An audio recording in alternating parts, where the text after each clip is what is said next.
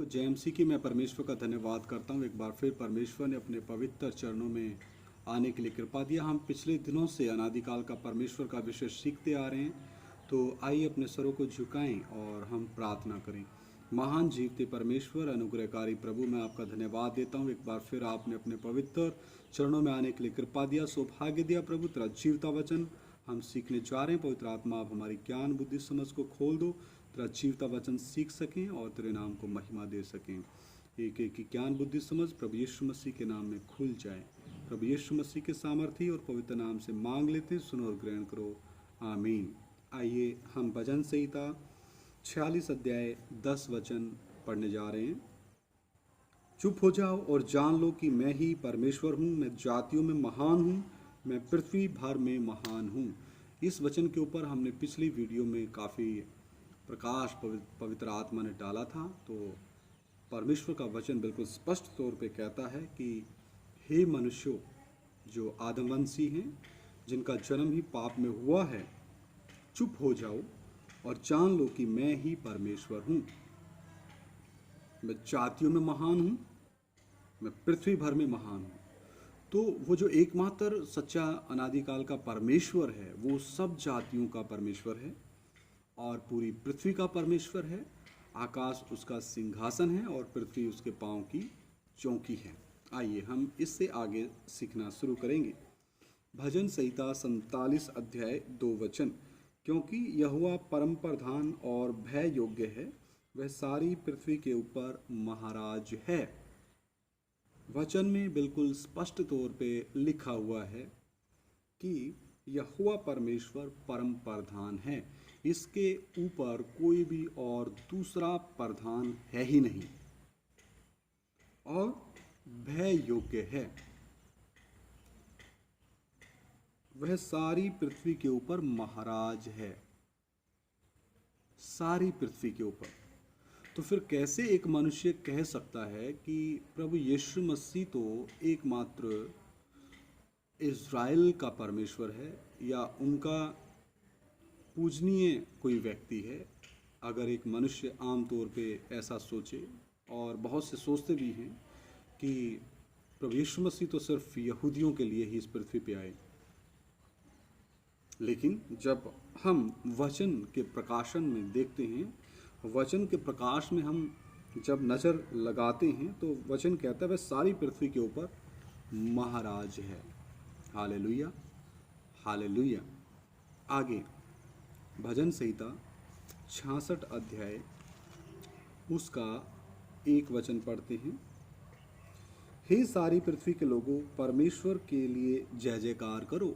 यहाँ भी वचन कहता है कि संपूर्ण पृथ्वी के लोगों का कर्तव्य है कि अपने कर्ता के लिए जय जयकार करना और अपने कर्ता की प्रशंसा करना, अपने बनाने वाले की तारीफ करना।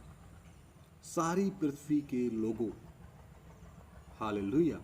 तो इसमें संपूर्ण पृथ्वी पर जितने भी जाति, संप्रदाय, धर्म, बिरादरी, काले, गोरे, ऊंचे, नीचे, अमीर, गरीब, मेरे जो सभी भाई हैं, हिंदू भाई हैं, मुस्लिम भाई हैं, सिख भाई हैं, ईसाई भाई हैं, जैन भाई हैं, बुद्धिस्ट भाई हैं और किसी भी मजहब से संबंध रखने वाले भाई लोग हैं, सभी के लिए परमेश्वर का परम प्रधान का फरमान है, उसका हुक्म है, उसकी आज्ञा है। क्या आज्ञा है? हे सारी पृथ्वी के लोगों, परमेश्वर के लिए जय जयकार करो। हालेलुया। इसी का भजन संहिता 66 का 4 वचन भी हम पढ़ते हैं।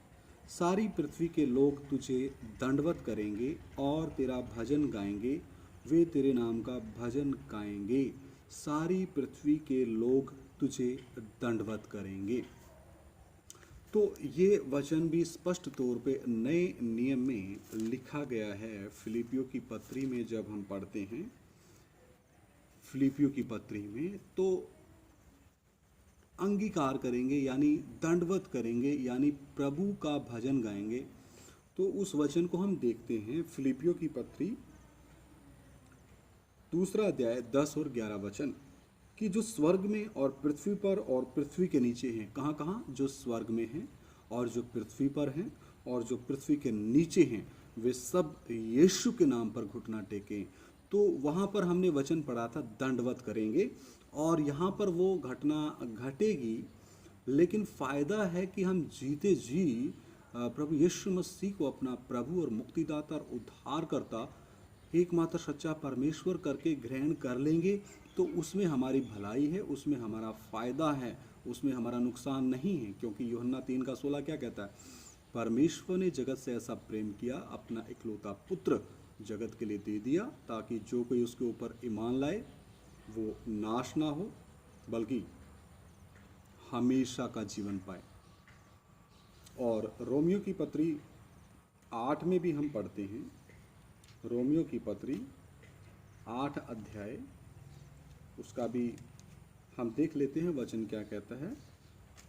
रोमियो की पत्री 8 अध्याय का 1 वचन, अतः अब जो मसीह यीशु में है उन पर दंड की आज्ञा नहीं। अतः अब जो मसीह यीशु में है उन पर दंड की आज्ञा नहीं।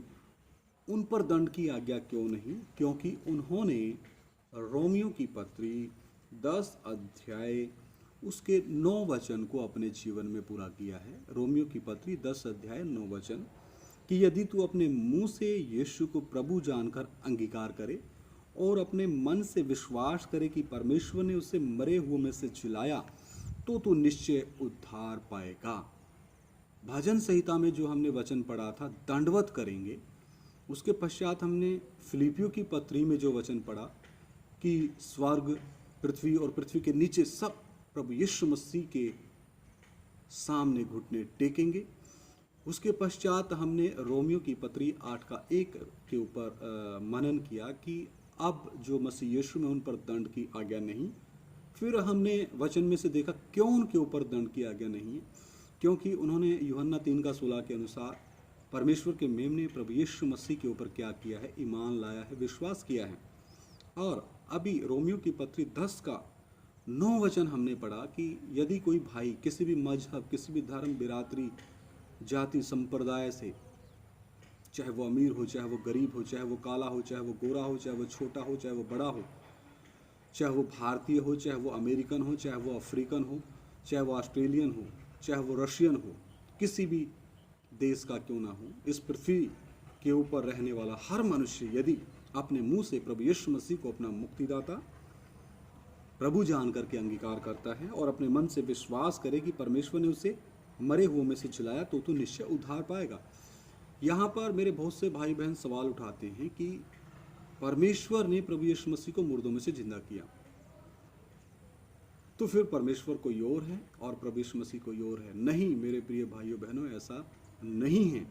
परमेश्वर ने अपने आप को त्रिएक परमेश्वर के तौर पे प्रकट करके दिया है। परमेश्वर एक है, जो निर्गमन की किताब में लिखा है। मूसा जब परमेश्वर से पूछता है, प्रभु मैं उनको आपका क्या नाम बताऊंगा, जब मैं इजरायलियों को मिस्र की गुलामी से छुड़ाने के लिए जाऊंगा, तो वो पूछेंगे किस परमेश्वर ने तुम्हें यहाँ भेजा है, तो मैं उनको क्या नाम बताऊंगा।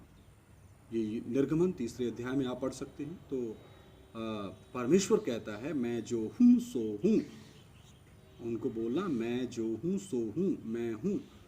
तो इस एकमात्र यहोवा परमेश्वर ने अपने आप को पिता, पुत्र, पवित्र आत्मा 3 व्यक्तित्व में प्रकट करके दिया है। तो जब आदम वंशी यानी कि आदम के पाप के कारण सभी मनुष्य पापी हो गए, रोमियो 3:23 में लिखा सब ने पाप किया और परमेश्वर की महिमा से रहित हैं, पापी हो गए। तो उसके पश्चात अगर आदम वंशियों ने पाप से छुटकारा पाना है, तो उसके लिए एक कीमत, एक बलिदान का होना तय था।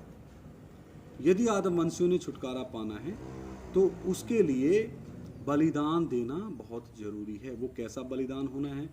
वो कुंवारी से जन्मा हुआ हो, वो निर्दोष हो, वो निष्कलंक हो, वो निष्पाप हो, वो परम पवित्र हो, और वो सारे आदम वंशियों का पाप अपने ऊपर उठाए और वो जान दे, अपनी जान आदम वंशियों और उनके गुनाहों, पापों, श्रापों के निमित्त दे, और फिर अधोलोक में भी आत्मिक तौर पे उन सब आदम वंशियों के पापों की सजा, उन पापियों के जो आदम वंशियों के पापों और श्रापों की जो सजा है आत्मिक रीति से, वो भी उठाए।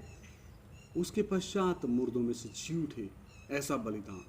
तो मेरे प्रिय भाइयों बहनों, ऐसा तो कोई पृथ्वी पे मनुष्य था नहीं जो कुआरी से जन्मा हो, जो निर्दोष हो, जो निष्कलंक हो, जो निष्पाप हो, जो परम पवित्र हो और जो सब आदम वंशियों के पापों को उठा सके, जान दे सके, अधोलोक में भी आत्मिक तौर पर कीमत दे सके और फिर मुर्दों में से जी उठ सके, ऐसा तो कोई था नहीं। इसलिए परमेश्वर ने जो यूहन्ना रचित सुसमाचार में लिखा है वो भी हम पढ़ लेते हैं। पिछली वीडियोस में भी हमने इन वचनों को कवर किया है, लेकिन फिर भी मैं आप लोगों का एक ध्यान फिर से इन वचनों के ऊपर दिलाना चाहता हूँ। यूहन्ना रचित सुसमाचार पहला अध्याय पहला वचन मैं पढ़ रहा हूँ। आदि में वचन था और वचन परमेश्वर के साथ था और वचन परमेश्वर था। कौन था? वचन ही परमेश्वर था। और जब हम 14 वचन पढ़ते हैं, यूहन्ना रचित सुसमाचार पहला अध्याय 14 वचन, और वचन देहधारी हुआ और अनुग्रह और सच्चाई से परिपूर्ण होकर हमारे बीच में डेरा किया और हमने उसकी ऐसी महिमा देखी जैसी पिता के इकलौते की महिमा। तो देहधारी कौन हुआ है? वचन हुआ है। वचन कौन है? परमेश्वर है। तो परमेश्वर देहधारी होकर के परमेश्वर के मेमने, परमेश्वर के पुत्र अपने दूसरे व्यक्तित्व, पुत्र के व्यक्तित्व में प्रकट होता है। इसका आप मती पहला अध्याय 23 वचन में भी पढ़ सकते हैं। मती रचित सुसमाचार पहला अध्याय 23 वचन। मैं ये रेफरेंसेस इसलिए दे रहा हूँ ताकि आप भी अपना शक दूर कर सकते हैं। पवित्र शास्त्र को खरीद सकते हैं कहीं से भी या ऑनलाइन सर्च कर सकते हैं और इन वचनों को पढ़ सकते हैं कि क्या हकीकत में ऐसा ही लिखा है। मती रचित सुसमाचार पहला अध्याय 23 वचन। देखो, एक कुआरी गर्भवती होगी और एक पुत्र जनेगी और उसका नाम इमानुएल रखा जाएगा, जिसका अर्थ है परमेश्वर हमारे साथ। कौन? परमेश्वर हमारे साथ। और इसकी जो भविष्यवाणी लमसम 700 या 750 साल के दरमियान, इसके प्रभु यीशु मसीह के जन्म से 700 से 750 साल पहले यशाया नबी ने भी की थी, वो भी मैं आप लोगों को पुख्ता सबूत दे सकता हूँ परमेश्वर के वचन से। यशाया नबी 7 अध्याय उसका 14 वचन। इस कारण प्रभु आप ही तुमको एक चिन्ह देगा, सुनो, एक कुमारी गर्भवती होगी और पुत्र जनेगी और उसका नाम इमानुएल रखेगी। तो यशाया नबी को परमेश्वर के पवित्र आत्मा ने, यानी कि तीसरे व्यक्तित्व ने 700 या 750 साल के दरमियान, लगभग 750 साल पहले परमेश्वर के तीसरे व्यक्तित्व पवित्र आत्मा ने ये कहा कि देखो, एक कुंवारी गर्भवती होगी, पुत्र जनेगी और वो उसका नाम इमानुएल रखेगी। और मत्ती की अंजील में हमने इमानुएल का अर्थ देखा है, परमेश्वर हमारे साथ है। बाकी का जो विषय हम अगले भाग में कवर करेंगे। प्रभु सभी को आशीष दे।